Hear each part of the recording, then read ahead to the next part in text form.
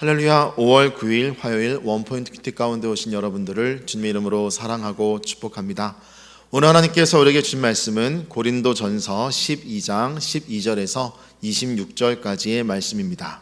고린도전서 12장 12절로 26절까지의 말씀 다 같이 한 목소리로 함께 읽도록 하겠습니다. 몸은 하나인데 많은 지체가 있고 몸의 지체가 많으나 한 몸임과 같이 그리스도도 그러하니라. 우리가 유대인이나 헬라인이나 종이나 자유인이나 다 한 성령으로 세례를 받아 한 몸이 되었고 또 다 한 성령을 마시게 하셨느니라. 몸은 한 지체뿐만이 아니요 여럿이니 만일 발이 이르되 나는 손이 아니니 몸에 붙지 아니하였다 할지라도 이로써 몸에 붙지 아니한 것이 아니요 또 귀가 이르되 나는 눈이 아니니 몸에 붙지 아니하였다 할지라도 이로써 몸에 붙지 아니한 것이 아니니 만일 온몸이 눈이면 듣는 곳은 어디며 온몸이 듣는 곳이면 냄새 맡는 곳은 어디냐.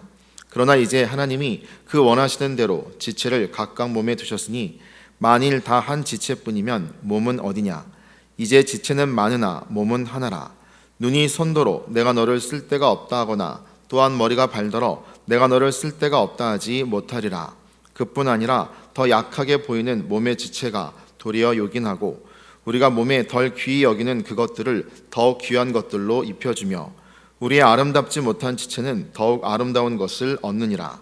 그런즉 우리의 아름다운 지체는 그럴 필요가 없느니라. 오직 하나님이 몸을 고르게 하여 부족한 지체에게 귀중함을 더하사 몸 가운데서 분쟁이 없고 오직 여러 지체가 서로같이 돌보게 하셨느니라.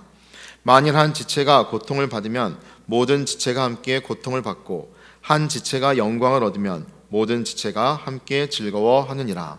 아멘. 이 시간 서로 돌아보는 한 공동체라는 제목으로 담임 목사님께서 큐티 인도해 주시겠습니다. 할렐루야. 오늘도 복된 화요일을 또 맞이했습니다. 여러분 화요일날 뭘 하십니까?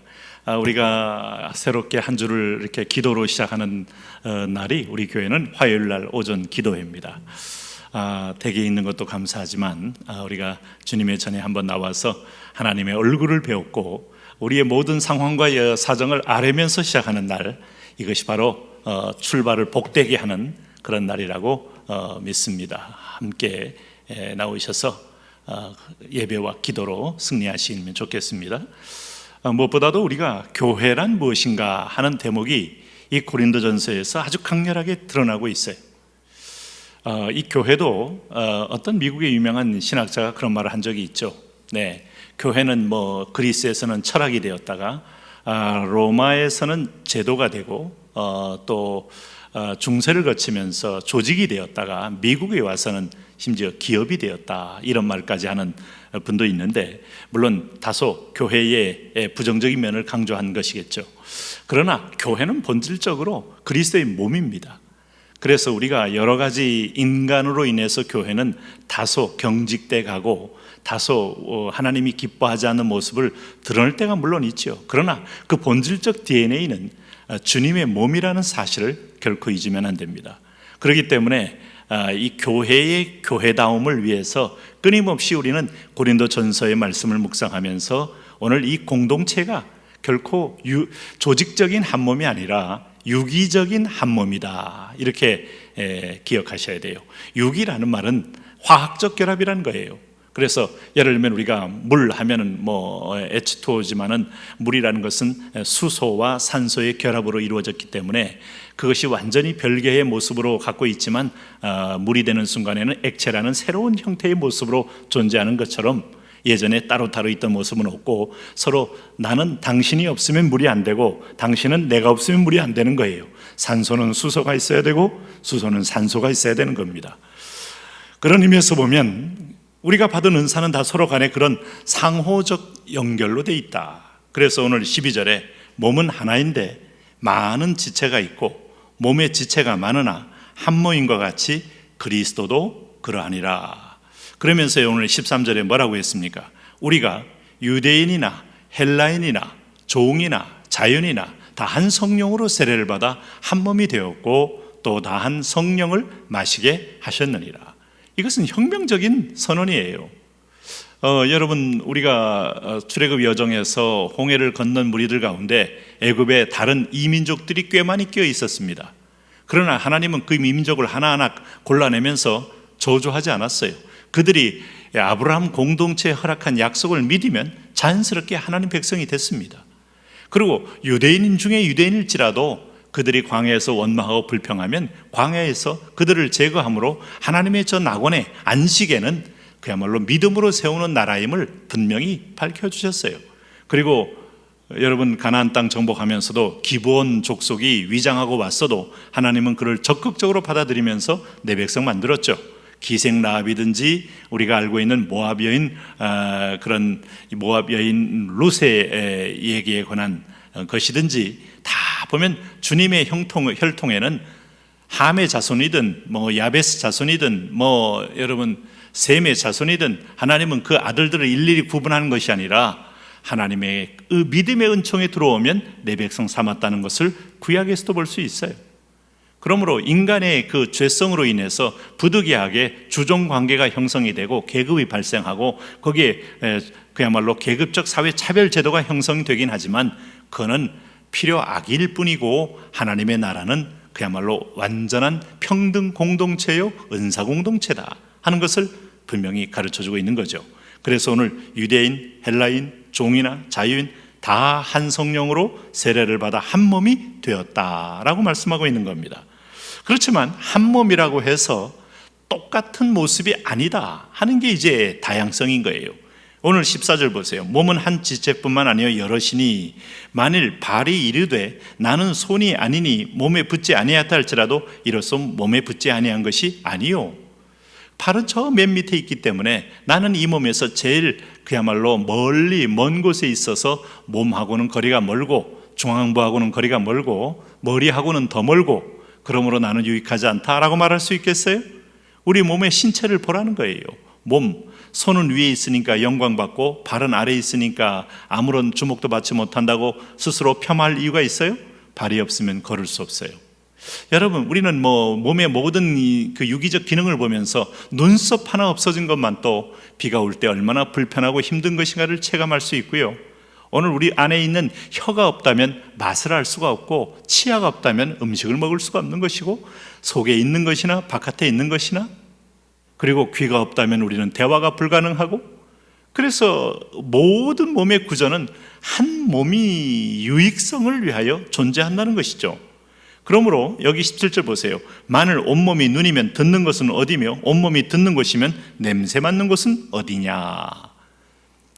여러분 은사를 이렇게 나는 우리 교회에서도 우리 공동체에서도 가방끈도 짧고 신앙도 아주 얕고 나는 도움만 받을 사람 결코 아닙니다. 당신의 도움이 필요한 사람이 우리 공동체에 그대로 있는 거예요. 그래서 당신의 은사를 묻어두면 안 돼요.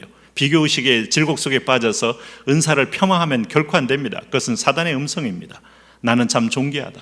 하나님이 나를 특별히 부르셔서 나의 은사를 드러내게 해서 공동체를 살리도록 하나님이 허락했다라는 생각을 하셔야 됩니다. 그래서 우리가 눈이 되고 코가 되고 다리가 되고 손이 되고 손톱이 되고 눈썹이 되고 하는 모든 것들은 주인이 결정하는 것이지 내가 자원한 것 아니에요. 그러므로 18절에 그러나 이제 하나님이 그 원하는 대로 지체를 각각 몸에 두셨으니 만일 다 한 지체뿐이면 몸은 어디냐?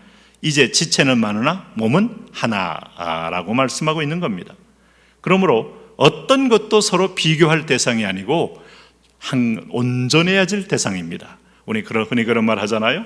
당신은 순위에서 first, second, third, third가 아니라 당신은 only one이라고. 우리는 하나님이 이 온 우주 속에 지구상에 지나간 수백억의 인구가 있어도 당신은 지금 이 시대에 꼭 필요한 only one의 하나님의 지체다 하는 것을 잊으시면 안 됩니다. 또 그러면서 여러분 여기 22절에 보니까 약하게 보이는 것이 몸이 지체가 도리어 요긴하다. 그렇죠? 1986년도에 저는 미국에서 가장 미국의 호황기를 맞이할 때 그야말로 아폴로를 쏜 것을 우주로 쫙 제가 본 적이 있는데 올라가다가 그냥 공중에서 빵 터지면서 거대한 그야말로 흰 연기로 산화되면서 지구로 떨어지면서 미국은 크게 당황하고 전 세계는 충격을 먹은 적이 있어요. 나중에 보니까 그게 유럽 규격과 미국 규격의 규격이 차이였고 0.28인치의 오링이라는 자그마한 링, 이 부품 하나가 그 거대한 정말 요즘 말하면 수백조 엄청난 돈을 들여서 발사한 우주선을 공중에서 순식간에 산화시켰다는 사실에 너무나 놀라운 것을 느끼게 된 거죠. 오늘 인생도 마찬가지입니다. 우리 몸에 불편한 게 뭐 있어요? 땅구멍 없으면 사람 숨 못 쉬고 결국은 죽습니다. 네? 안 보인다고 해서 약한 것이 오히려 욕이 나다. 가만히 어떤 때는 보면 그냥 조용히 앉아서 겸손하게 하나님께 기도하는 모습 자체가 때로는 앞에 서서 설교하는 목사에 큰 힘을 주고 용기를 주고 소망을 주는, 보이지 않는 엄청난 영적 시너지를 주는 경우도 있어요. 조용히 주님께 와서 내 모습대로 그저 남과 비교하지 않고 조용히 자기 일을 하는 모습 속에 그리스도의 형상을 발견하면서 사람들은 소망을 갖기도 합니다. 그러므로 24절에 보니까 우리의 아름다운 지체는 그럴 필요가 없느니라 오직 하나님이 몸을 거룩게 하여 부족한 자에게 귀중함을 더하사. 약할수록 당신이 빠지면 큰일 납니다. 마치 오링처럼, 동그란 링처럼 약해 보이지만 이게 그 사이로 가스가 새면 폭발이 날 만큼 당신은 절대성이 있는 존재예요. 그래서 몸 가운데 분쟁이 없고 오직 여러 지체가 서로 같이 돌보게 하셨느니라. 이게 바로 우리의 삶의 원리입니다.